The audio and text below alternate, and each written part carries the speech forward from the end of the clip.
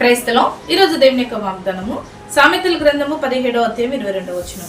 సంతోషం గల మనసు ఆరోగ్య కారణం. దేవుడి వాక్యం నిలిచింగాక. ఆమేన్. అవునండి, మనం ఆరోగ్యంగా ఉండాలంటే దేవుని యొక్క వాక్యం సెలవిస్తుంది సంతోషంగా ఉండాలి. ఎవరైతే సంతోషమైన హృదయం కలిగి ఉంటారో వారు ఆరోగ్యంగా ఉంటారంట. మనం అనుకోవచ్చు, ఎప్పుడు సంతోషంగా ఉండడం ఎలా కుదిరిద్ది? నాకు కష్టం లేదా, నష్టం లేదా, ఇరుకు లేదా, ఇబ్బంది లేదా, ప్రతికూల పరిస్థితులు లేవా, ఈ అన్నిటి విషయంలో ఎలా సంతోషించగలుగుతాను అనంటే, అవన్నీ ఉన్నా కూడా నువ్వు వాటి వైపు చూసి కృంగిపోతున్నావు కాబట్టి సంతోషించలేకపోతున్నావు.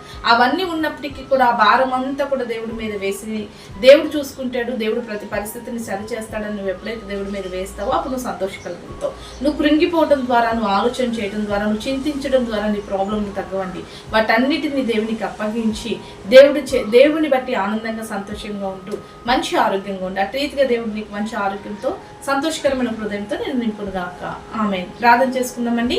సకల ఆశీర్వాదాల కారణము తనమైన మా ప్రియ పరలోకపు తండ్రి యొక్క ప్రార్థనలకు ఇస్తున్న ప్రతి బిడ్డను జ్ఞాపకం చేసుకోండి. వారి విచారములు, వారి దుఃఖములు, వారి ఆలోచన తీసివేసి సంతోషకరమైన హృదయం కలిగి ఆరోగ్యంగా ఉండే కృప ప్రతి ఒక్కరికి దయచేయమని యేసు నామములో ప్రార్థిస్తున్నాము తండ్రి. ఆమేన్.